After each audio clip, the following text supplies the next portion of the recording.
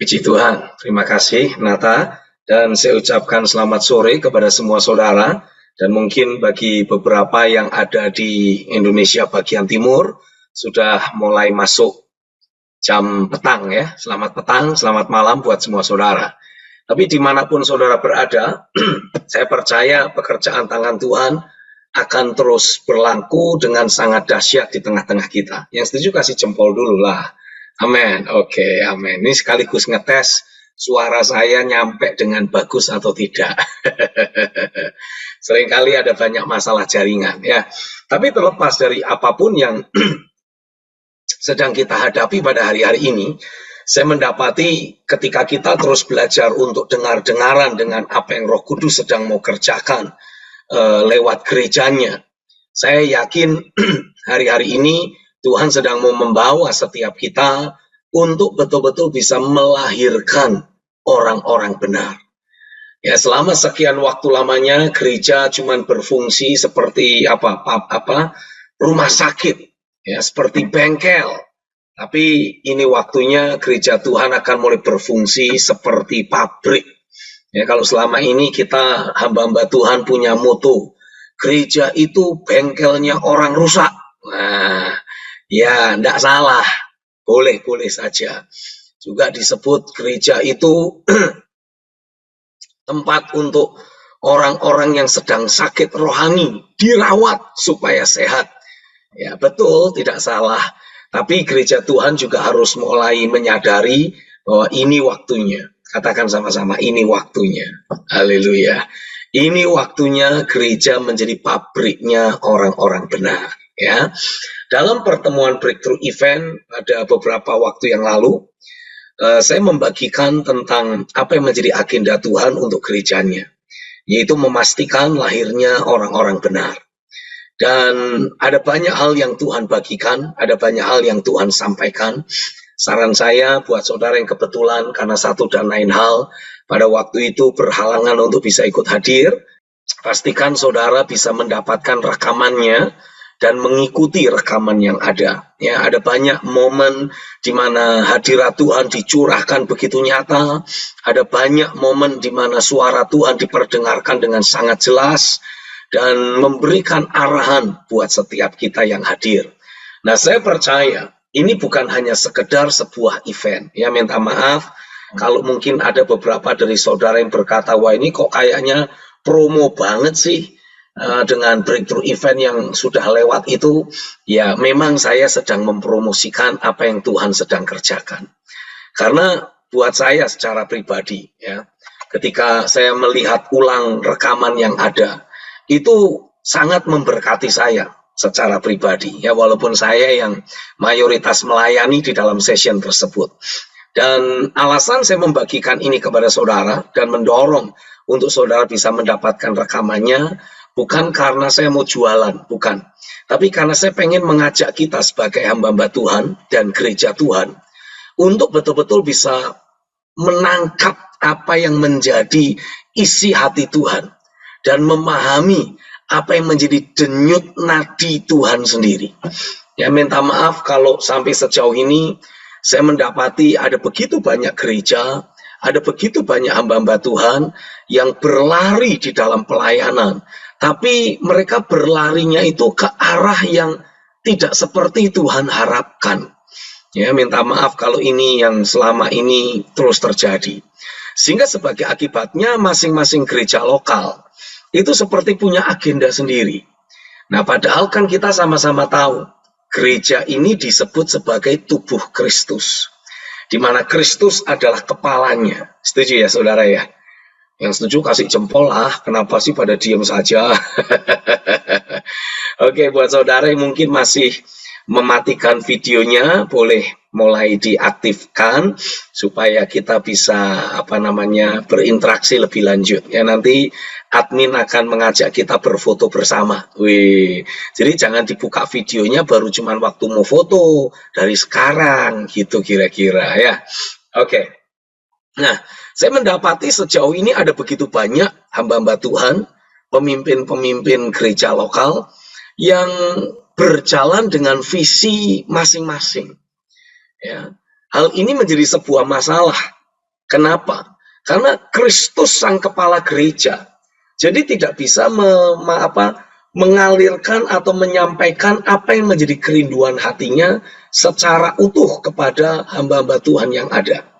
Padahal keberadaan saudara sebagai seorang pemimpin, sebagai seorang hamba Tuhan, Alkitab menyebutkan, Tuhan tuh menyebutkan saudara itu sebagai orang kunci kegerakan.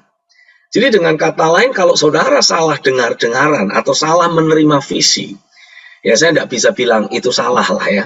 Mungkin saya menyebutnya visi yang ada perlu di-upgrade, begitu kira-kira. Karena ada banyak hamba-hamba Tuhan menangkap visi pelayanan. Itu hanya berdasarkan karena melihat adanya kebutuhan. Kebutuhan dari lingkungannya. Kebutuhan dari jemaat yang ada.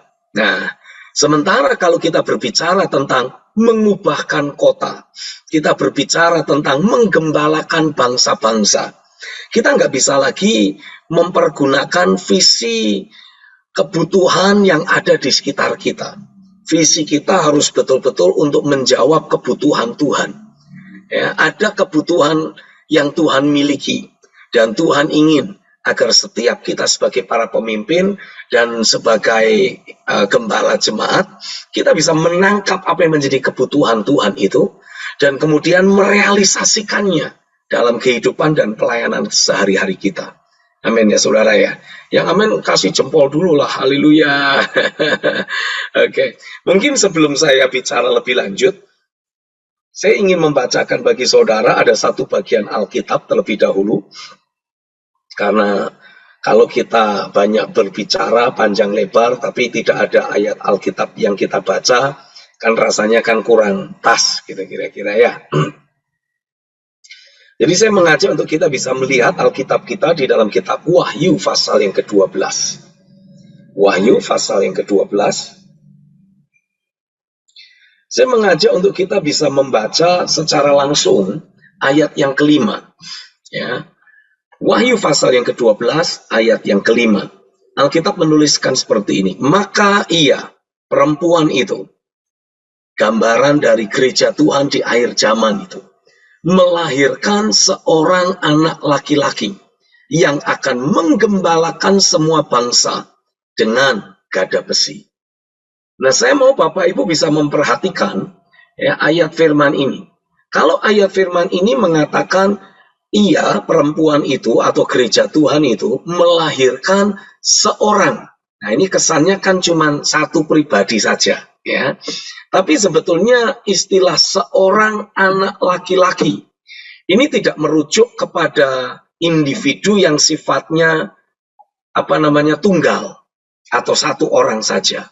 Tapi ini lebih merujuk kepada kehidupan seluruh jemaat atau mayoritas jemaat yang telah memanifestasikan karena mengalami pekerjaan firman dan roh secara berkesinambungan dalam hidupnya, maka jemaat ini mulai memanifestasikan realita Kristus yang ada dalam hidupnya. Nah, itu sebabnya Alkitab menggambarkan gereja Tuhan, perempuan itu melahirkan seorang anak laki-laki yang merupakan gambaran dari kehidupan jemaat secara jamak, ya, secara plural yang memanifestasikan realita Kristus dalam kehidupan mereka masing-masing.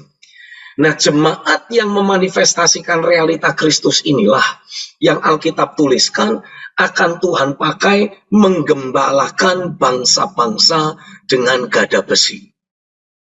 Nah, saya yakin sampai sejauh ini ya, kalau ini yang menjadi kerinduan hati Tuhan, seharusnya setiap kita sebagai hamba-hamba Tuhan menangkap dan merealisasikan visi yang sama.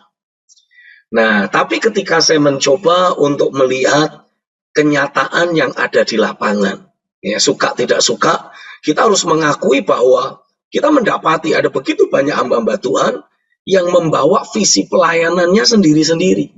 Ya, ada yang punya visi mendewasakan jemaat. Nah, ada yang punya visi menjadi berkat supaya hidup dalam berkat untuk memberkati. Nah, lalu ada lagi yang punya visi mempersiapkan jemaat untuk terangkat naik ke sorga. Nah, jadi macam-macam ya. Ada begitu banyak visi pelayanan yang dibawa atau yang coba ingin diwujudkan oleh hamba-hamba Tuhan di dalam dunia pelayanan.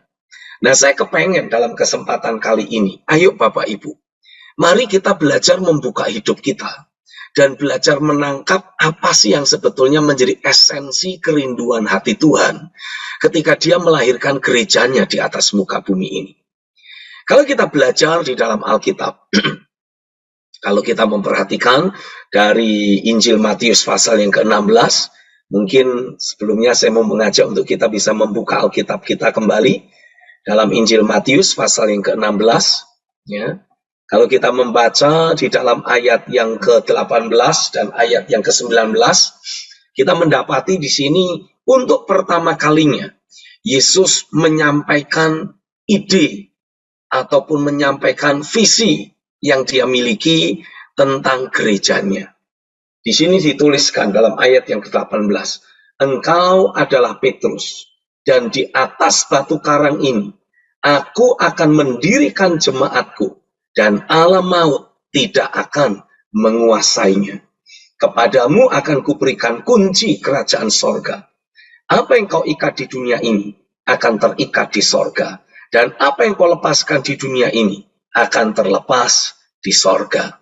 Nah, kalau kita membaca perikopnya, di sini ketika Yesus ada di Kaisarea Filipi, Dia mengajukan sebuah pertanyaan kepada murid-muridnya. Menurut kata orang, ya, menurut kata orang, siapakah aku ini? Jadi ini kembali berbicara tentang persepsi. Ada banyak hamba-hamba Tuhan membangun pelayanannya, membangun jemaatnya berdasarkan persepsi umum, berdasarkan apa kata orang, berdasarkan kebutuhan lahiriah yang dia lihat, dia jumpai ada di sekelilingnya. Ya, kalau misalkan dia mendapati ada banyak anak-anak jalanan, hatinya tergerak melihat ada banyak anak-anak jalanan, dia membangun sebuah visi untuk mengubah mentalitas anak jalanan menjadi anak raja, contohnya seperti itu, ya. Tapi kalau kita mendapati di lahan pelayanan atau di daerah pelayanan yang kita sedang jalani, yang Tuhan suruh untuk kita lakukan, ternyata ada banyak sekali katakanlah pengusaha-pengusaha muda, katakanlah gitu. Otomatis kita akan menangkap sebuah visi yang berbeda lagi, ya, bukan menjadikan anak-anak jalanan jadi hidup seperti anak raja, tapi mungkin menjadikan para pengusaha untuk menjadi pengusaha kerajaan sorga. Wah, contohnya kira-kiranya seperti itu. Jadi kita punya beragam dan ada banyak istilah yang dipakai untuk mengemukakan visi yang kita terima dalam pelayanan.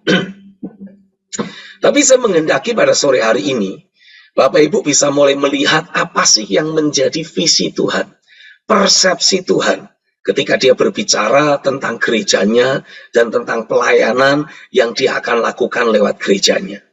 Kalau kita memperhatikan di Matius 16 ini, Yesus mengajukan pertanyaan sampai 2 kali. Ya. Pertama, Yesus bertanya, menurut kata orang, berdasarkan opini banyak orang. Lalu kemudian Yesus mengajukan pertanyaan untuk yang kedua kalinya. Menurut kamu, siapakah aku ini? Nah, tapi yang menarik, kalau saudara membaca di dalam ayat yang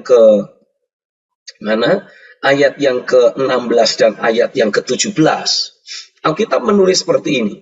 Maka jawab Simon Petrus, engkau adalah Mesias, anak Allah yang hidup. Lalu Yesus berkata, berbahagialah engkau, Simon bin Yunus, sebab bukan manusia yang menyatakan itu kepadamu, melainkan Bapa-Ku yang di sorga. Nah, di sini saya mendapati jadi Yesus mengajukan pertanyaan 2 kali, datang jawaban 3 kali. Ya, pertanyaan pertama, menurut kata orang, siapakah aku ini? Lalu mereka pada menjawab, ada yang bilang, oh kamu itu adalah Elia, atau Yeremia, atau salah seorang dari para nabi. Nah, lalu kemudian Yesus bertanya, menurut katamu, siapakah aku ini?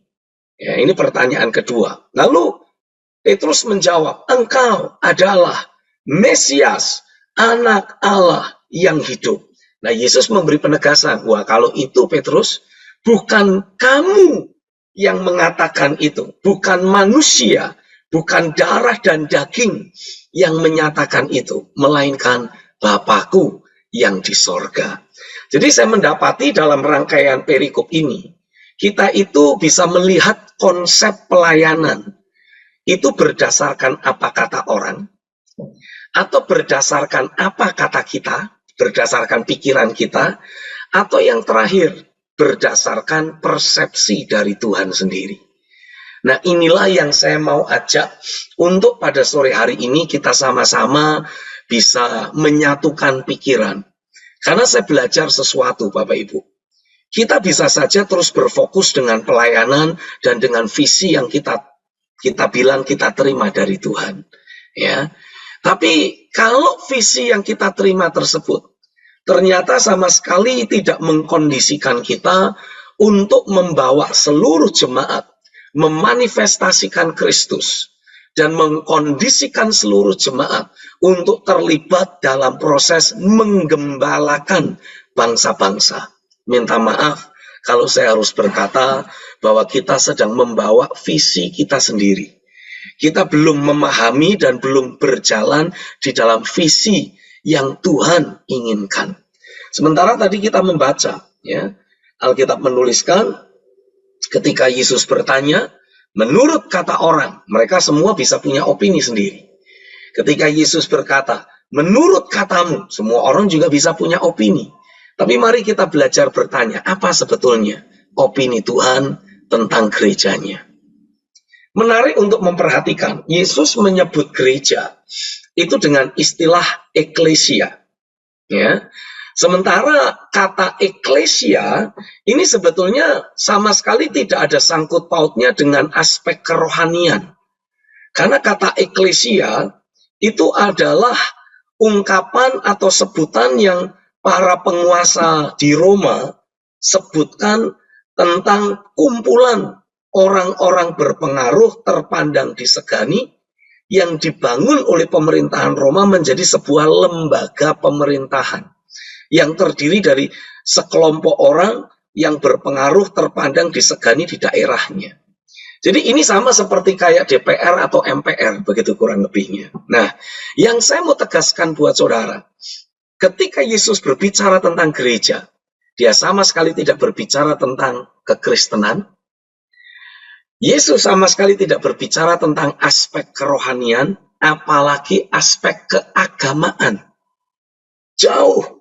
Tuhan sama sekali tidak bicara tentang agama, Yesus tidak bicara tentang kerohanian, Yesus tidak berbicara tentang apa itu namanya aspek-aspek kekristenan. Tapi Yesus berbicara tentang aspek pemerintahan. Nah, karena kata eklesia itu adalah bahasa pemerintahan, ya, istilah politik yang dipakai di masa Yesus hidup. Bahkan ketika Yesus memanggil ke-12 muridnya, 12-12-nya itu disebut dengan sebutan para rasul, atau bahasa Yunaninya apostolos. Nah, apostolos ini juga adalah sebuah istilah yang dipakai oleh pemerintahan Roma. Jadi dengan kata lain, segala hal yang berkaitan erat dengan gerejanya, mulai dari para rasul, para murid, maupun istilah gereja itu sendiri, sama sekali tidak mengandung istilah kekristenan, tidak mengandung istilah kerohanian, tidak mengandung istilah keagamaan. Ini adalah istilah pemerintahan. Ini adalah istilah-istilah yang dipakai di dunia politik. Nah, apa tujuan saya mengemukakan ini kepada saudara?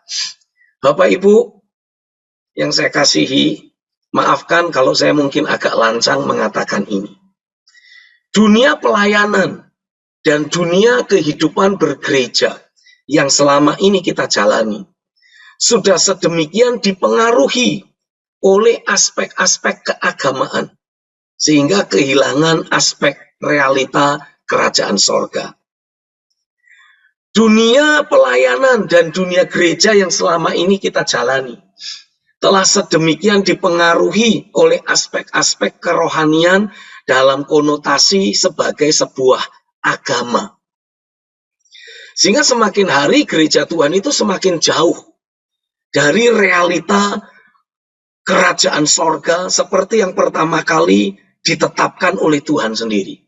Karena ingat baik-baik, dari sejak pertama kali Yesus berkhotbah, dia berkhotbah tentang Injil kerajaan. Dia berkata, bertobatlah sebab kerajaan sorga sudah dekat. Ketika dia akan terangkat naik ke sorga, ya, selama 40 hari setelah kebangkitannya, Yesus juga banyak berbicara tentang hal kerajaan sorga.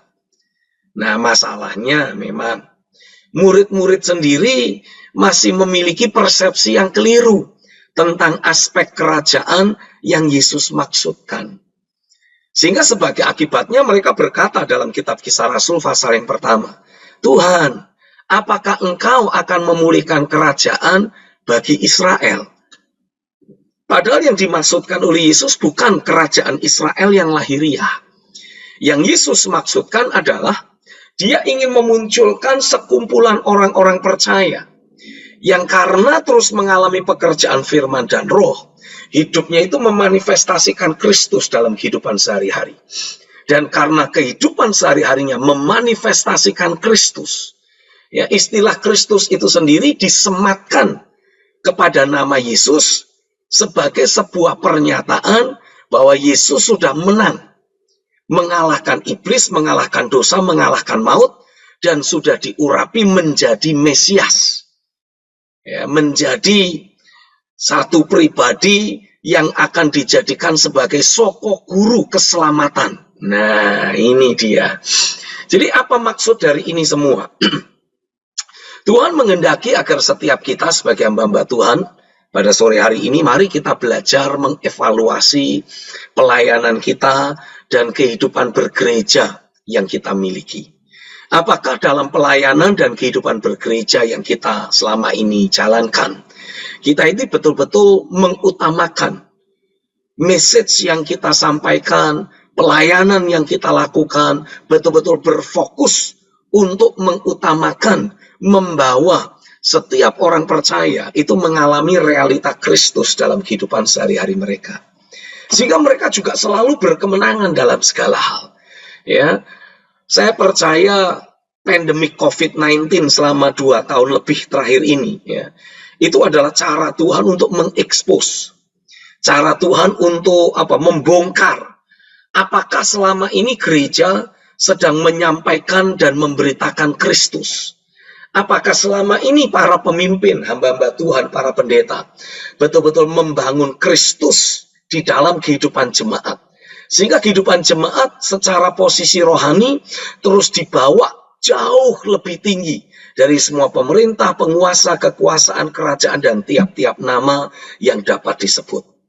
Kalau kita mendapati, wah, lewat pandemi kemarin, jemaat hidupnya kocar-kacir, pelayanan kita juga jadi, wah, jungkir balik tidak karuan.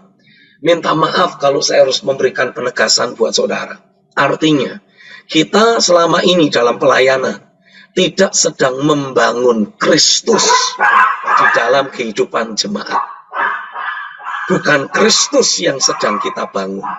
Itu sebabnya ketika ada api ujian datang, semua hasil kerja kita terbakar habis. Semua hasil kerja kita jadi seperti tidak berbekas. Jemaat kocar-kacir, semua ketakutan, semua hidup dalam keadaan khawatir, ya, khawatir ketemploan COVID-19, khawatir nanti gimana kalau sesak napas, atau lebih parah lagi, khawatir takut kalau mati. Karena di tetangga-tetangga sebelah rumah sudah banyak yang mati karena kena COVID. Nah, ini menunjukkan kalau api ujian datang, ternyata api ini mengekspos semua yang kita pakai untuk membangun hidup jemaat bukanlah bahan material yang sifatnya ilahi. Pesan-pesan firman, pesan-pesan khotbah dan beragam pelayanan yang kita lakukan di tengah jemaat ternyata tidak membuahkan atau memunculkan Kristus dalam kehidupan jemaat. Coba deh saya ajak kita batasi Matius 16. Lihat terlebih dahulu kitab 1 Korintus pasal yang ketiga. Kitab 1 Korintus pasal yang ketiga, ayat yang ke-10, Alkitab menulis seperti ini. Sesuai dengan kasih karunia Allah yang dianugerahkan kepadaku, aku sebagai seorang ahli bangunan yang cakap telah meletakkan dasar dan orang lain membangun terus di atasnya. Tetapi tiap-tiap orang harus memperhatikan bagaimana ia harus membangun di atasnya. Karena tidak ada seorang pun yang dapat meletakkan dasar lain daripada dasar yang telah diletakkan, yaitu Yesus Kristus. Jadi fondasi kehidupan jemaat itu harus Yesus Kristus. Ya. Lalu lebih lanjut Alkitab menuliskan, entahkah orang membangun di atas dasar ini dengan emas, perak, batu permata, kayu, rumput kering, atau jerami, sekali kelak pekerjaan masing-masing orang akan nampak, karena hari Tuhan akan menyatakannya. Sebab ia akan nampak dengan api, dan bagaimana pekerjaan masing-masing orang akan diuji oleh api itu. Nah, saya rasa ya peristiwa COVID-19 2 tahun terakhir ini, itu adalah api yang merupakan sarana yang Tuhan pakai untuk membuktikan apakah selama ini kita membangun dalam hidup jemaat realita Kristus, atau selama ini kita hanya mengisi mereka dengan sebuah khotbah-khotbah yang menarik, atau hanya sekedar janji-janji angin sorga, dan sama sekali tidak ada realita Tuhan yang menyertai kehidupan jemaat. Harusnya, ayo coba bilang sama-sama, harusnya. Nah, thank you saudara, buka mulut dan bicara, haleluya, kelihatan soalnya. Ya, harusnya di tengah pandemik, jemaat yang kita layani ini tidak ada satupun yang jadi korban, harusnya. Kenapa? Alkitab menuliskan Kristus itu adalah gunung batu perlindungan kita. Amin ya saudara ya. Harusnya tidak ada satupun dari antara jemaat atau bahkan hamba-hamba Tuhan. Tapi sebelumnya minta maaf, saya ngomong seperti ini bukan mendiskreditkan atau merendahkan jemaat maupun hamba-hamba Tuhan yang menjadi korban dan terkena dampak dari COVID-19 ya. Minta maaf, bukan saya bermaksud merendahkan. Tapi saya harus menegaskan ini buat setiap kita. Alkitab menuliskan dalam Matius 16 ayat yang ke-18 bagian akhir. Di atas batu karang ini. Batu karang apa? Batu karang penyingkapan isi hati Tuhan tentang gerejanya. Jadi bukan bicara gereja menurut kata orang, bukan kita membangun gereja menurut visi kita sendiri, tapi kita membangun gereja berdasarkan visi yang dari Tuhan. Nah, ketika kita membangun jemaat sesuai dengan visi yang dari Tuhan, sesuai dengan persepsi yang Tuhan miliki tentang gerejanya, Alkitab menuliskan alam maut tidak akan menguasainya. Nah, kalau kita sampai menjadi korban dari roh maut, artinya ada yang salah di sini. Kita tidak sedang membangun jemaat di atas fondasi Kristus.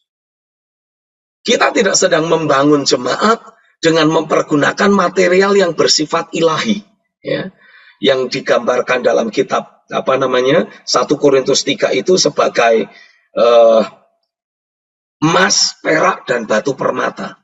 Tapi kita membangun jemaat berdasarkan material yang sifatnya mudah hancur, yaitu kayu, rumput kering, dan jerami.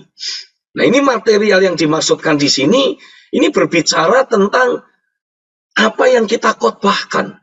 Berbicara tentang visi kemana kita akan melangkah. Nah, saya mendorong Bapak Ibu, ayo ini waktunya untuk kita betul-betul belajar, ya, mengoreksi dan mengintrospeksi hidup kita. Sejauh ini apakah pelayanan kita betul-betul sudah seperti yang Tuhan inginkan, sehingga alam maut tidak akan berkuasa atas kita. Bahkan di ayat yang ke-19, Matius 16 ayat 19 dituliskan, kepadamu akan kuberikan kunci kerajaan sorga. Apa yang kau ikat di dunia ini, terikat di sorga. Apa yang kau lepaskan di dunia ini, akan terlepas di sorga. Kalau Tuhan memberikan kita kunci kerajaan, artinya tidak ada pintu yang akan tetap tertutup buat kita. Jadi untuk menggembalakan bangsa-bangsa, ini bukan lagi menjadi sesuatu yang sulit atau mustahil, karena Tuhan memberi kita kunci kerajaan. Ya, saya kasih ilustrasi, kalau kita mau masuk ke sebuah rumah, kan otomatis kalau kita tidak punya kunci, kita harus ketok-ketokan gitu, saudara. Ya. Dan kalau kita ketok-ketok, ya kita harus tunggu. Siapa yang ada di balik sana, bukakan pintu buat kita. Kan gitu, saudara. Betul ya? Nah, tapi kalau kita punya kunci, nggak perlu ketok-ketok lagi. Langsung buka. Pintu akan terbuka. Nah, ketika pintu terbuka, kita bisa keluar masuk dengan leluasa. Saya mendapati sampai sejauh ini, gereja Tuhan seperti menghadapi pintu yang tertutup. Di daerah, di kota, di komunitas, di mana engkau berada. Sehingga bahkan sebagai akibatnya, ada banyak komunitas-komunitas yang menolak keberadaan gereja. Nah, saya meyakini, sekeras apapun orang berusaha menolak gereja, tapi kalau kita punya kunci kerajaan, saya yakin itu penolakan bisa diputar balikkan begitu saja. Setuju ya, saudara ya? Amin ya. Yang setuju ngomong amin dulu dong. Haleluya. Nah, itu sebabnya saya mendorong saudara, ayo mari kita belajar mencari tahu apa sih sebetulnya yang menjadi kerinduan hati Tuhan. Apa sih yang sebetulnya menjadi visi Tuhan tentang gerejanya. Visi Tuhan tentang gerejanya adalah memastikan dari gereja Tuhan akan terlahir orang-orang percaya yang memanifestasikan Kristus dalam kehidupan sehari-hari. Wahyu pasal 12.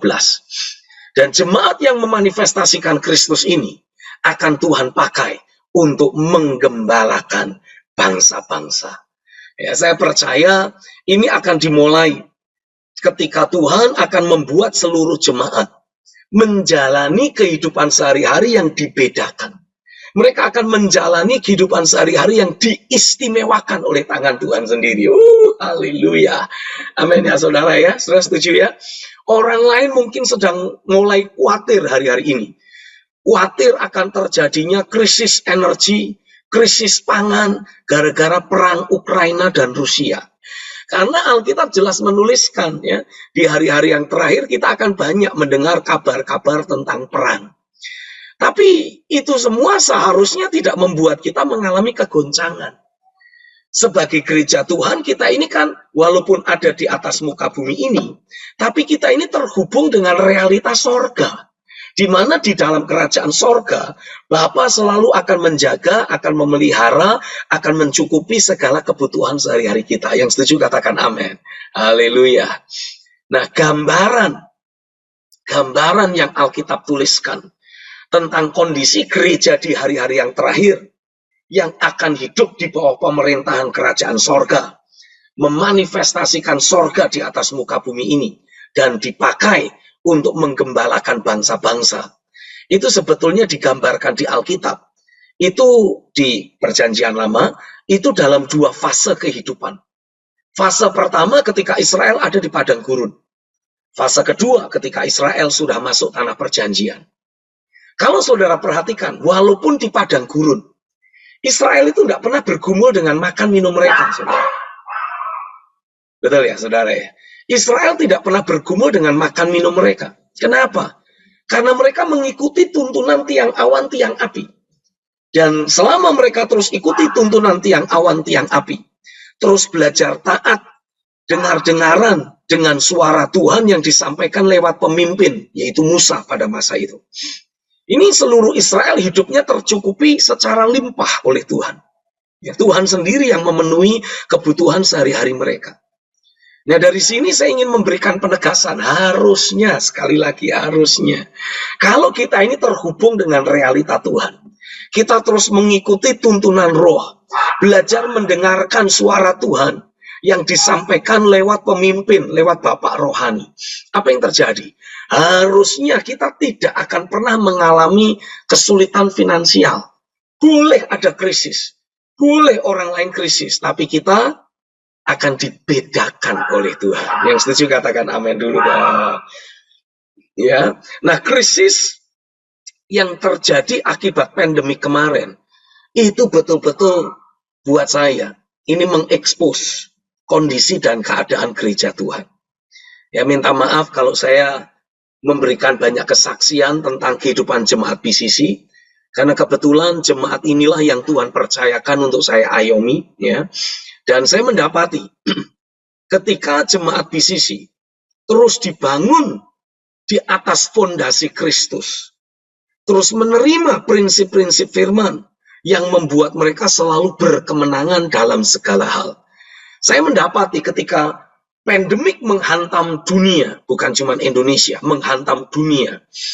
Dan waktu itu di Indonesia kita ya di awal-awal pandemik tidak diizinkan ke gereja. Nah, saya bersyukur jemaat justru berfungsi menjadi gereja itu sendiri. Saya mendapati beberapa yang kena PHK akibat terdampak secara ekonomi, ya, dunia ekonomi mengalami dampak pandemik. Saya mendapati mereka yang dipecat dari perusahaan, kebetulan mereka justru pakai waktu mereka di rumah itu untuk banyak doa. Wah, saya bersyukur mereka mendapati ada tuntunan Roh Kudus, ada arahan Tuhan yang ketika mereka taati, walaupun arahan sederhana. Seperti contohnya misalkan ada jemaat yang bersaksi, Tuhan memberi arahan untuk menjual masakan ya, yang biasa dia masak lewat online. Lah kok ya orang sekampung belanja gitu loh saudara. Jadi akhirnya apa? Berkat yang dia nikmati itu jadi lebih banyak dibandingkan ketika dulu dia bekerja. Jadi secara finansial jemaat tidak mengalami masalah sama sekali. Ya, bersyukur dengan hal tersebut. Buat jemaat yang kena COVID-19, ya, ada banyak juga jemaat yang kena COVID. Tapi saya bersyukur tidak ada yang jadi korban. Ya. Yang berlalu adalah virusnya. Bukan orangnya yang berlalu, virusnya yang berlalu. Mereka panas, dingin, wah, mereka cerita tulangnya rasanya sakit semua. Tapi ketika ada prayer group, ya, kita bikin prayer group secara online. Mereka ikut prayer group, doa dengan kuat, meluap-luap, suara yang keras. Suatu yang terjadi, efek sampingnya secara otomatis karena loncat, teriak, keras suaranya, kan jadi keringetan saudara, ya kan? Nah karena mereka keringetan, demamnya turun sendiri. Dan setelah selesai doa selama 2 jam, sembuh mereka. Hari berikutnya sudah sembuh. Jadi kita melihat ada banyak mujizat terjadi. Dan itu semua adalah merupakan sebuah kesaksian yang menyatakan bahwa Tuhan adalah gunung batu perlindungan kita. Haleluya. Amin ya saudara ya. Nah, dari sinilah saya ingin mengajak untuk setiap kita belajar menyadari. Ayo, kalau kita mendapati selama ini jemaat belum dibawa untuk memiliki roh yang selalu berkemenangan, sehingga muncul banyak kesaksian. Ya, kesaksian bagaimana Tuhan menjawab doa mereka, kesaksian bagaimana Tuhan memberkati mereka, kesaksian bagaimana Tuhan menuntun mereka untuk selalu berkemenangan. Nah ini artinya gereja Tuhan belum dibangun di atas Kristus. Dan artinya gereja Tuhan belum betul-betul siap untuk Tuhan pakai menggembalakan bangsa-bangsa. Karena konsep menggembalakan bangsa-bangsa itu dimulai dari hidup kita yang dibedakan oleh Tuhan. Dimulai dari hidup kita yang diistimewakan oleh Tuhan. Dan saat hidup kita dibedakan dan diistimewakan, orang banyak pasti akan mulai melihat, lah kok ini orang lain ya? Ini keluarga kok beda ya? Yang lain mengalami kegoncangan finansial, kok keluarga ini kok tetap happy-happy saja? Orang lain mengalami, wah takut, khawatir, ini keluarga kok tetap damai sejahtera. Kok bisa? Apa sebabnya? Nah, saat mereka melihat adanya perbedaan dalam hidupmu, otomatis mereka pengen menikmati perbedaan yang sama. Ya, perbedaan yang ada dalam hidupmu. Jadi mereka akan datang kepada saudara. Nah, ketika mereka datang kepada saudara yang dibedakan oleh Tuhan, karena dibangun dengan firman dan roh, apa yang terjadi? Ya, saudara dengan enteng, dengan gampang bisa berkata, ayo ikuti teladanku. Nah, inilah cikal bakal kita akan Tuhan pakai menggembalakan bangsa-bangsa. Kehidupan kita sehari-hari tidak lagi cuma dianggap sebagai kehidupan orang Kristen biasa. Tapi kehidupan sehari-hari kita mulai dilihat sebagai sosok pribadi yang dibedakan dan diistimewakan oleh Tuhan. Inilah kurang lebih yang saya sebut dengan sebutan hidup menjadi orang benar. Nah, jadi saya juga mendorong saudara, ayo Bapak Ibu, jangan mau pelayanan muter-muter begitu saja. Ya, karena bahkan ketika jemaat orang-orang Israel masih berputar-putar 40 tahun di padang gurun, itu hidup mereka itu setiap hari itu dilimpahi berkat Tuhan. Ya. Terus ada berkat yang melimpah. Tidak ada pergumulan sama sekali. Nah, kalau kita dalam pelayanan, kita sendiri masih banyak bergumul, nah, artinya ada yang salah dalam diri kita. Kita perlu belajar sekali lagi untuk menguji sejauh mana Tuhan sudah bawa kita terhubung dengan realita kerajaannya. Karena kalau kita belum terhubung dengan realita kerajaan, bagaimana kita akan bisa menghadirkan kerajaan itu buat orang lain? Amin ya saudara ya. Yang amin kasih jempol dulu lah, haleluya. Oke, nah ketika Tuhan mulai membawa kita dibedakan, saya percaya pada saat itulah orang banyak akan mulai melihat kita dan kepengen punya kehidupan yang sama. Dan di saat itulah Tuhan akan mulai posisikan kita untuk menggembalakan bangsa-bangsa. Ya, jadi kurang lebih itulah konsepnya. Bukan untuk mengkristenkan mereka loh, bukan. Makanya saya kepengen, ayo kita satukan pikiran kita dulu. Ayo kita satukan persepsi kita dulu tentang pelayanan ini. Ya, ayo kita satukan visi kita dalam pelayanan dulu. Karena kalau kita belum menyatukan visi pelayanan kita, ya kita nanti akan terus sibuk dengan visi kita sendiri-sendiri. Sementara kalau kita ingin menggembalakan bangsa-bangsa, saya tidak bisa sendirian. Jemaat BCC tidak bisa sendirian. Saudara juga tidak bisa sendirian. Kita saling membutuhkan. Amin ya saudara ya. Kita itu saling membutuhkan. Nah tapi bagaimana kita bisa bersinergi untuk mengerjakan pekerjaan besar ini, menggembalakan bangsa-bangsa. Lawang kita sendiri masih punya persepsi pelayanan yang beda-beda kok. Kita masih punya visi pelayanan yang beda-beda kok. Nah inilah yang saya mau ajak untuk kita benahi pada sore hari ini. Ayo kita satukan hati kita. Ayo kita satukan pikiran kita. Ayo kita satukan persepsi kita. Bahwa dalam pelayanan yang pertama, kita harus pastikan Kristus itu menjadi nyata dalam kehidupan sehari-hari jemaat. Yang setuju katakan amin dulu dong. Ya, Kristus itu harus nyata dalam kehidupan sehari-hari jemaat. Kristus harus menjadi kehidupan dan pusat kehidupan satu-satunya dalam hidup jemaat. Harus itu sudah. Jemaat harus betul-betul mati dari keakuan.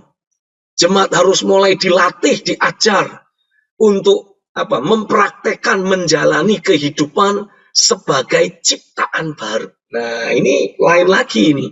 Ya, saya mendapati tidak banyak dari antara para hamba Tuhan, minta maaf, tidak banyak dari antara para hamba Tuhan yang betul-betul memahami prinsip tentang kehidupan sebagai ciptaan baru.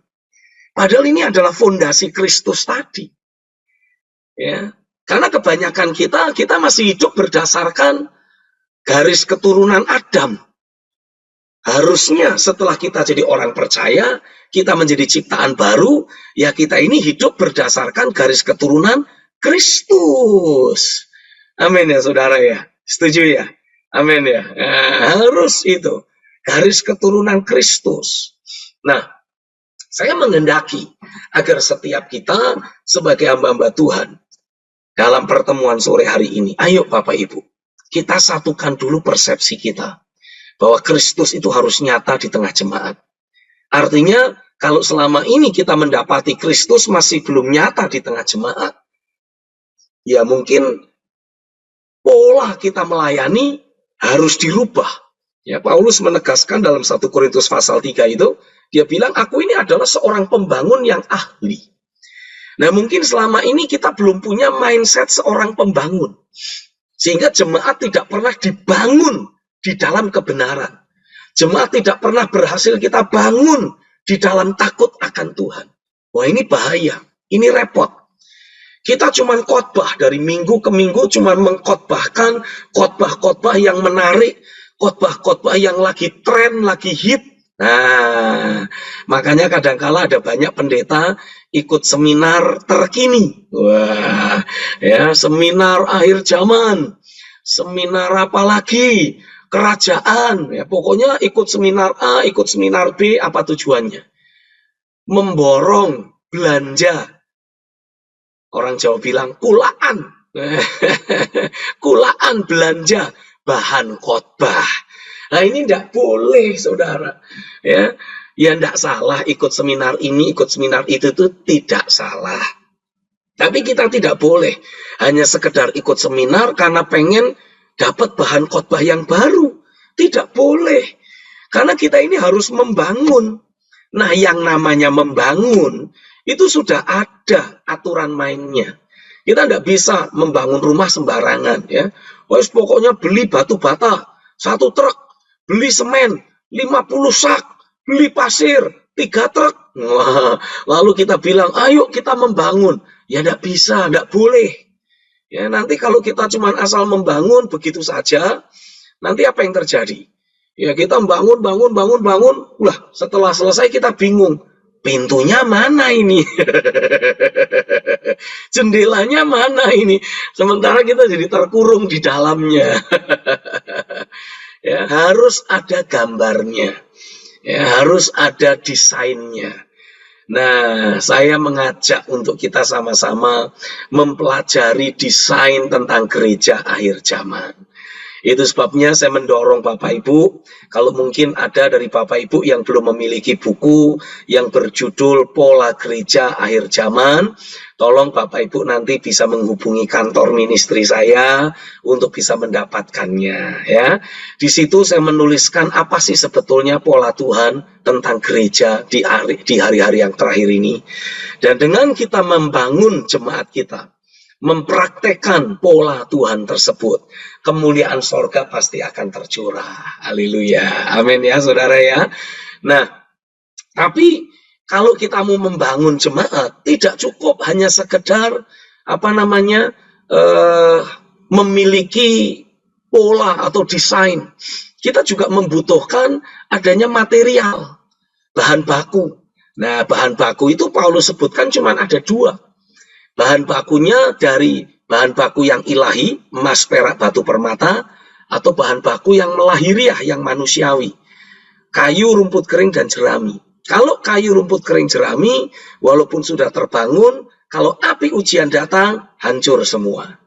Tapi kalau terbangun dari emas, perak, batu, permata, sesuatu yang sifatnya ilahi, api ujian datang, wah, muncul tambah murni. Haleluya. Makin muncul banyak kesaksian, ya. Nah, bagaimana kita bisa mengenali material yang ilahi dari material yang lahiriah? Nah, saya mendorong saudara untuk kembali membaca buku itu tadi, Pola Gereja Akhir Zaman ditambah Membangun Manusia Roh, ya. Ini di situ ada banyak materi yang saya bagikan untuk menjelaskan tentang hal ini. Saya tidak bisa membagikan itu lagi dalam session kali ini, tapi saya ingin menegaskan buat setiap saudara, kita harus membangun kehidupan jemaat sedemikian rupa sehingga mereka tiap hari memanifestasikan Kristus. Bagaimana jemaat akan bisa selalu nikmati ada damai sejahtera yang menguasai pikiran dan hati mereka? Bagaimana jemaat akan bisa terus hidup mengikuti tuntunan Tuhan? Bagaimana jemaat akan bisa selalu alami ada sukacita Roh Kudus yang meluap dalam batin mereka. Nah, ini bicara tentang membangun jemaat dengan mempergunakan material yang sifatnya ilahi. Ya, saya harap Bapak Ibu tidak menjadi hamba Tuhan yang kurang aktif. Saya mau Bapak Ibu bisa lebih aktif, lebih proaktif untuk belajar, untuk menggali prinsip-prinsip kebenaran, untuk menerima impartasi, supaya hikmat Tuhan itu bekerja dalam hidup kita saat kita membangun jemaatnya. Nah, yang setuju katakan amin dulu dong. Amin, haleluya.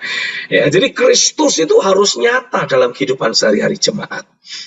Belum lagi nanti kita harus membimbing jemaat untuk menemukan domain mereka. Nah, ini dia. Ya. Jemaat harus tahu domain mereka itu ada di mana. Karena di domain itulah, di ladang yang Tuhan berkati itulah, jemaat akan dibawa untuk betul-betul dimunculkan Tuhan menjadi orang yang berpengaruh, yang terpandang, yang disegani. Dengan adanya berbagai potensi yang ilahi yang Tuhan tambahkan dalam hidup jemaat, maka saya percaya ya, Tuhan akan bekerja secara sedemikian rupa untuk betul-betul mengkondisikan jemaat ini punya kemampuan yang awalnya tidak mereka miliki. Dan dengan bekerjanya kuasa anugerah yang memberi mereka kemampuan-kemampuan baru, kemampuan yang ilahi, mereka itu akan dimunculkan Tuhan menjadi orang yang orang penting di daerahmu, di kotamu. Ya. Saya menyebutnya itu dengan istilah menjadi domain pastor. Menjadi orang-orang yang dianggap ditinggikan, ya, dituakan, yang dianggap sebagai sosok pribadi yang layak untuk diteladani hidupnya, bukan karena aspek kerohaniannya saja, tapi juga karena aspek prestasi yang dia miliki. Nah, ini dia. Seringkali saya mendapati dalam dunia kekristenan, kita ini cuma punya hati yang baik. Kita ini cuma punya hati yang cinta Tuhan. Yaitu sih penting, saudara. Ya, amin ya, saudara ya. Penting untuk mengkondisikan jemaat cinta Tuhan. Setuju ya? Yang setuju kasih jempol dulu dong. Haleluya. Tapi masalahnya, saudara, untuk kita membangun negeri, untuk kita membawa perubahan di masyarakat, untuk kita menggembalakan bangsa-bangsa, punya hati yang baik dan cinta Tuhan saja tidak cukup. Kita membutuhkan bekerjanya kuasa anugerah Tuhan yang membuat kita menjadi pribadi-pribadi yang punya potensi, mengkondisikan diri kita menjadi pribadi-pribadi yang memiliki kapasitas dan kemampuan lebih daripada orang lain karena bekerjanya anugerah. Nih saya kasih tahu, Yusuf itu tidak pernah belajar ilmu ekonomi, betul ya saudara ya? Yusuf itu tidak pernah belajar ilmu ekonomi. Tapi Yusuf telah belajar mengembangkan takaran anugerah yang Tuhan curahkan dalam hidupnya. Ya, dimulai dari sebuah firman yang datang dalam hidup Yusuf berupa sebuah mimpi. Yusuf mengembangkan kemampuan untuk mengelola kekayaan Mesir. Sehingga akhirnya ketika Yusuf dibawa ketemu Fir'aun, Yusuf bisa langsung memberikan solusi dari permasalahan yang sedang dihadapi oleh oleh Fir'aun. Ya. Pada akhirnya nanti jadi masalah bangsa-bangsa karena ada bencana kelaparan. Tapi Tuhan pakai Yusuf yang tidak pernah sekolah ekonomi untuk tahu bagaimana mengelola kekayaan Mesir. Dari mana Yusuf bisa belajar itu semua? Dari kuasa firman. Ini yang kita harus miliki, ini yang harus kita tularkan ke jemaat. Karena Alkitab menuliskan, ya, jemaat itu akan Tuhan pakai menggembalakan bangsa-bangsa dengan gada besi. Tuhan akan pakai jemaat untuk betul-betul bisa meluruskan kehidupan orang-orang yang ada dalam domain yang sama, yang selama ini hidupnya itu penuh lika-liku. Dan saya yakin, saya percaya, Tuhan sudah menetapkan untuk kita sebagai hamba-hamba Tuhan tidak cuma jadi penonton dari terjadinya peralihan atau pergeseran zaman yang sekarang sedang terjadi. Tidak. Tuhan mau kita bisa ikut berperan serta meluruskan perjalanan hidup dari jemaat dan orang-orang yang terhubung dengan kita, anak-anak kita, termasuk Tuhan mau untuk kita sebagai hamba-hamba Tuhan bisa ikut berkiprah, memastikan perjalanan, arah perjalanan dan perubahan kehidupan ini itu terus diselaraskan dengan firman. Karena suka tidak suka, saudara harus belajar sadari. Dunia sekarang sedang mengalami perubahan. Tapi perubahan yang sedang terjadi melalui maraknya dunia teknologi, ini perubahan yang sedang disetting sama setan, disetting oleh iblis. Apa tujuannya? Melahirkan generasi yang lembek, melahirkan generasi yang tidak berkualitas, melahirkan generasi yang mudah dihancurkan. Nah, kita harus melahirkan generasi yang lebih baik. Lewat gereja Tuhan harusnya terlahir generasi yang lebih baik. Kita membangun negeri. Caranya bagaimana? Memastikan terlahir dari rumah Tuhan orang-orang dengan kualitas yang lebih unggul. Ini yang harus kita lakukan. Ya, saya mau kita menyatukan persepsi. Saya mau kita menyatukan visi. Saya mau kita menyatukan arah pelayanan menuju ke sana. Memastikan kehidupan sehari-hari jemaat memanifestasikan Kristus. Memastikan kehidupan sehari-hari jemaat mulai bergerak, masuk, mengalami bekerjanya kuasa anugerah, dan dibawa masuk ke setiap domain di sana, untuk kemudian menjadi yang terbaik di domain tersebut. Amin ya saudara ya. Setuju ya? Haleluya. Jadi saya mau ayo kita satukan persepsi kita. Ayo kita satukan visi kita. Supaya kita tidak punya persepsi pelayanan yang beraneka ragam, yang berbeda-beda. Karena itu tidak akan membawa keuntungan apapun buat Tuhan, buat kerajaan sorga. Tapi ketika kita mau membayar harga, kita mau, apa istilahnya, menyelaraskan visi, arah pelayanan kita dengan persepsi dan visi kerinduan hati Tuhan. Oh, saya yakin saudara akan menjadi hamba-hamba Tuhan yang Tuhan pakai dengan luar biasa. Engkau betul-betul menjadi anak kunci kegerakan bagi jemaat yang Tuhan percayakan dalam hidupmu. Dan hari ini saya berdoa, ayo Bapak Ibu, kalau engkau tidak keberatan, angkat tanganmu, arahkan ke kamera gadget masing-masing. Izinkan saya berdoa buat saudara. Hari ini Tuhan, aku berdoa, biarlah pekerjaan firman dan roh sungguh-sungguh terjadi dalam hidup setiap kami. Hari ini aku minta tangan kuasamu bekerja secara nyata. Aku minta hari ini di dalam nama Yesus, bahwa setiap kami sebagai hamba-hambamu mengalami adanya kesadaran yang datang dari Roh Kudus, menyadarkan kami untuk mulai mengevaluasi pelayanan. Kami mulai mengevaluasi arah pelayanan, visi pelayanan kami. Dan hari ini aku berdoa, biarlah tangan kuasa Tuhan terus beracara dalam hidup kami.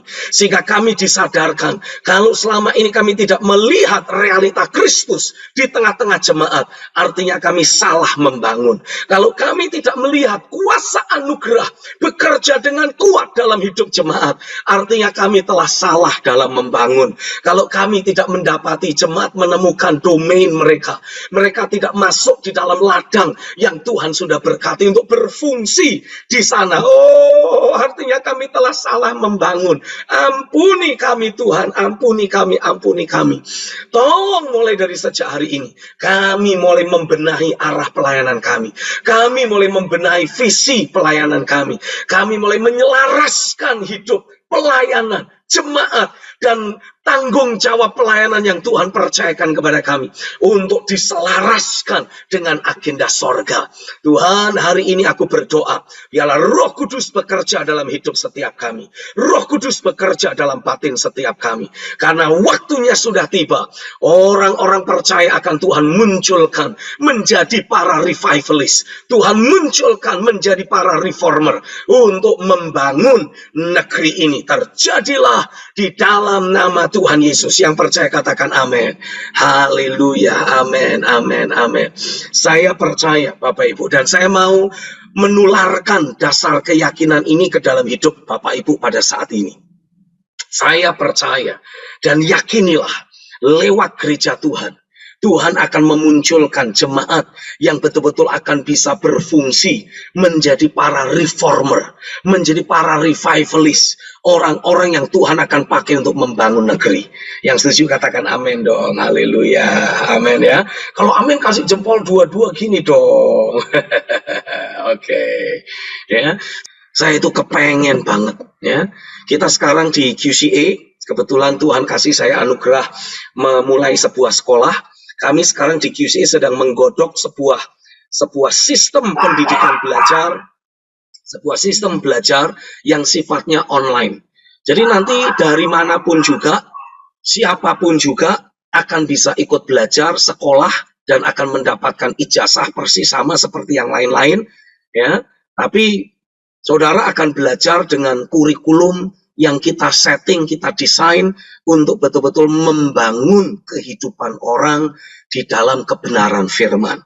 Ya, mata pelajaran apapun yang kita nanti akan pelajari, ini persis sama kayak sekolah lain, tapi mata pelajaran apapun itu nanti akan punya kaitan dengan jati diri kita sebagai ciptaan baru di dalam Kristus.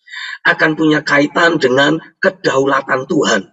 Ya, yang akan bermanifestasi lewat bekerjanya roh iman, akan berkaitan erat dengan destiny, panggilan hidup yang Tuhan berikan kepada kita, dan bagaimana kita akan bisa bersinergi bersama-sama menyelesaikan kehendak Tuhan.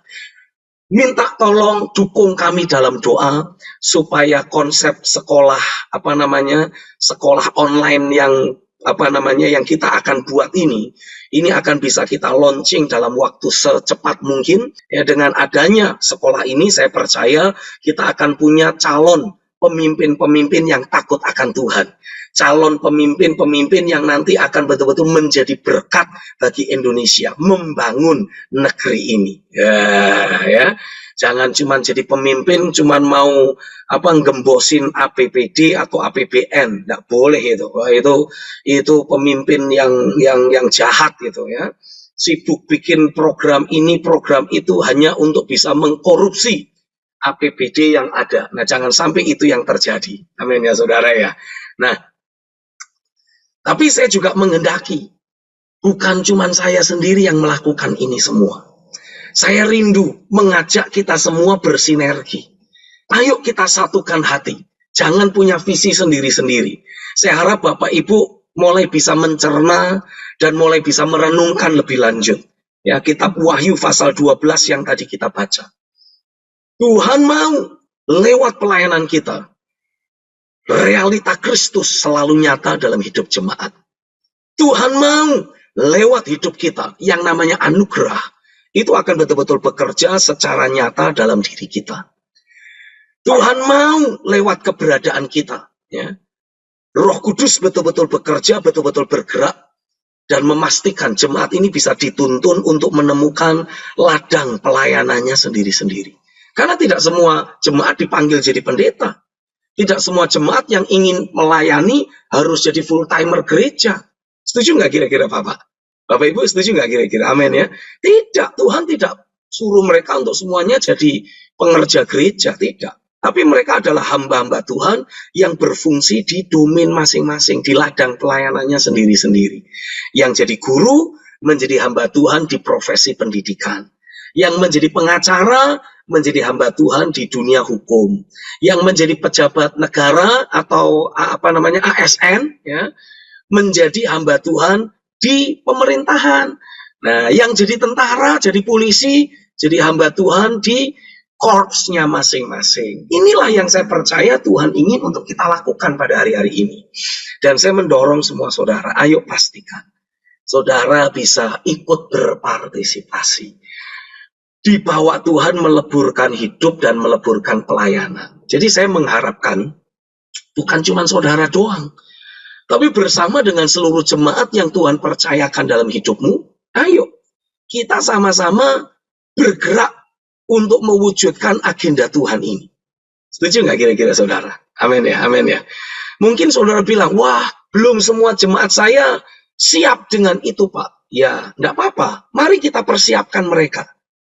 Ya, tujuan saya mengadakan Zoom pada hari ini adalah untuk mengajak kita, memobilisir setiap kita untuk bergerak bersama-sama ke arah yang Tuhan tetapkan. Saya mengajak semua saudara untuk betul-betul mulai mempersiapkan seluruh jemaat. Sehingga mereka betul-betul dipakai Tuhan menjadi orang-orang yang akan Tuhan pakai menggembalakan bangsa-bangsa. Kehidupan sehari-hari mereka adalah kehidupan sehari-hari seorang revivalist. Kehidupan sehari-hari seorang reformer yang Tuhan pakai untuk membangun negeri ini. Ya. Amin ya. Haleluya. Nah, saya percaya kalau kita membuka hati, mengalami pekerjaan firman, mengalami pekerjaan roh dalam hidup kita, dan kita mulai menyelaraskan seluruh hidup kita, keluarga kita, pelayanan kita, jemaat yang Tuhan percayakan pada kita untuk bergerak ke arah yang sama. Saya yakin sinergi akan terjadi.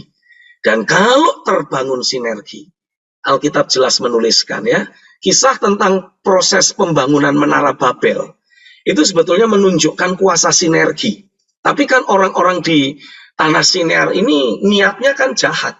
Jadi Tuhan harus mengacaukan mereka semua.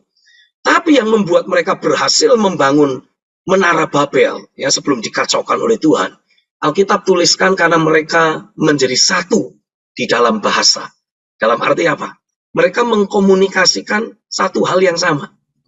Mereka mengkomunikasikan istilahnya apa? Visi yang sama. Mereka mengkomunikasikan tujuan yang sama. Nah, saya kepengen kita bisa mengkomunikasikan hal yang sama. Sebagai pemimpin, sebagai gereja Tuhan, kita harus melahirkan orang benar. Ini harus sama-sama kita suarakan. Kita harus mengkondisikan, mempersiapkan jemaat untuk dipakai Tuhan menggembalakan bangsa-bangsa. Dipakai Tuhan membangun negeri. Ini harus disamakan persepsinya. Pikirannya harus disatukan. Kita harus mengkomunikasikan hal yang sama. Terus-menerus di tengah jemaat. Amin ya saudara ya. Setuju ya? Itu sebabnya saya mendorong saudara. Belajarlah ambil waktu. Hari-hari ini belajarlah ambil waktu untuk ya agak rajin-rajin dikit lah istilahnya gitu ya. Buka YouTube. Tapi jangan cari YouTube yang cuman ya yang enggak lah. Cari di search engine ya, ketik nama saya gitu kira-kira. Stephen Agustinus. Nah, nanti di situ ada banyak itu khotbah-khotbah tentang kerajaan Allah, bicara tentang mengubahkan kota, prinsip-prinsip tentang membuat Kristus itu nyata dalam hidup jemaat. Itu diposting oleh staf saya di YouTube. Ya. Saya mau Bapak Ibu bisa buka, dengerin, lihat, pelajari, dan mulai komunikasikan ke jemaat. Jangan lupa kalau pas ke YouTube saya, jangan lupa subscribe, lalu kemudian bunyikan tanda lonceng, terus apa lagi ya kasih tanda like gitu. Kayak YouTuber. Tapi tujuannya tidak lain adalah supaya message yang ada bisa lebih terus tersebar luas ya. Saya tidak lagi cari duit lewat channel YouTube yang ada karena memang tidak kita monetize. Jadi tidak ada iklan di sana ya. Tidak ada iklan artinya tidak ada pemasukan. Lah kenapa enggak Pak? Karena saya ingin menunjukkan bahwa kita betul-betul bisa melayani dengan tulus, murni, tidak iming-iming duit, tidak punya niat manipulasi, tidak punya niat untuk memanfaatkan orang. Enggak. Tidak untuk cari duit. Ya, Tuhan yang akan mencukupkan kebutuhan-kebutuhan pelayanan yang ada. Nah, jadi saya mendorong saudara rajin-rajinlah lihat di YouTube. Kalau saudara yang belum ikut di Daily Devotion, tolong saudara bisa mendaftarkan diri. Mungkin nanti Pak Nata bisa ikut menjelaskan bagaimana bisa bergabung gratis kok ya di Daily Devotion. Lalu kemudian saudara juga bisa apalagi ya Daily Devotion, ikut ibadah secara online ya setiap hari Minggu kalau kebetulan jam ibadahnya berbeda. Nah, ada satu pengumuman yang saya mau untuk saudara bisa perhatikan. Mengingat waktu-waktu yang ada ke depan, saya sadari betul sangat membutuhkan pekerjaan firman dan roh secara lebih lagi.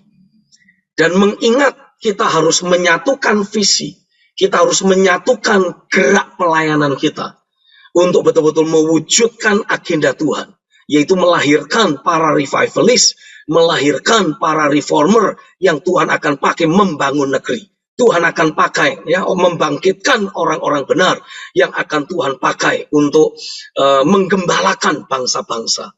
Saya mengundang saudara untuk bisa ikut hadir dalam pertemuan tanggal 17 sampai 19 Agustus. Dan saudara, saya harapkan bisa mengajak orang-orang yang saudara rasa ya akan bisa Tuhan pakai untuk bangkit menjadi orang benar, bangkit menjadi para revivalist dan reformer yang Tuhan pakai membangun negeri, Tuhan pakai menggembalakan bangsa-bangsa. Jadi ajak pengerja, ajak jemaat, ajak majelis, dan ajak dirimu sendiri. Kadangkala ada banyak para pendeta, minta maaf ya, super sibuk atau menyibukkan diri. Sehingga ketika ada seminar-seminar seperti ini, yang mereka utus cuman pengerjanya, wakil gembalanya, terus apalagi jemaatnya atau majelisnya. Tapi dirinya sendiri tidak mau datang, gengsi. Nah, masa saya dengerin khotbahnya Stephen, anak kemarin sore yang masih muda itu. Ya dia memang imut dan ganteng.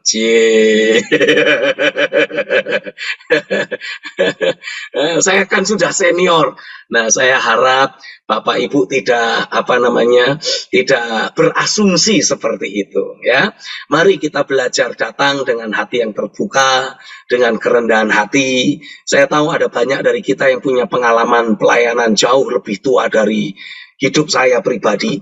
Tapi kalau Tuhan mempercayakan jalan-jalan Tuhan, Dia tunjukkan kepada saya dan kepada rekan hamba Tuhan yang saya sudah minta untuk bisa ikut berbicara dalam acara tanggal 17 sampai 19 Agustus nanti. Saya harap kita tidak ada masalah untuk hadir, mencari tahu apa yang menjadi isi hati Tuhan, dan dengan kerendahan hati kita membuka hati kita untuk diarahkan, untuk diperlengkapi, sehingga kuasa Tuhan yang harusnya bekerja dalam hidup kita akan betul-betul bermanifestasi secara nyata. Setuju ya saudara ya, Bapak Ibu ya? Amin ya. Oke, jadi tanggal 17 sampai 19 Agustus, Bapak Ibu saya undang untuk bisa ikut hadir dalam pertemuan tentang menjadi pembangun negeri ya, dan tolong ajak orang-orang yang saudara percaya akan bisa menjadi supporter saudara, akan bisa menjadi penggerak pelayanan, akan bisa menjadi istilahnya rekan sekerja di gereja lokalmu ya, untuk saudara bisa ajak ikut terlibat dalam acara ini. Tolong beritahukan kepada hamba-hamba Tuhan lain. Saya mengharapkan ada sebanyak mungkin hamba-hamba Tuhan dari gereja lokal bersama dengan leader-leader dan mungkin aktivis yang ada di gereja lokal masing-masing ya, untuk bisa ikut serta dalam acara tanggal 17 sampai 19 Agustus ini. Dan harapan saya lewat acara ini kita akan lihat Roh Kudus memobilisasi gerejanya, dan Roh Kudus akan membawa setiap kita untuk bergerak dengan cara yang ilahi. Ya, jadi mungkin sementara itu dari saya, dan mungkin Pak Nata akan memberikan pengumuman lebih lanjut. Tuhan memberkati.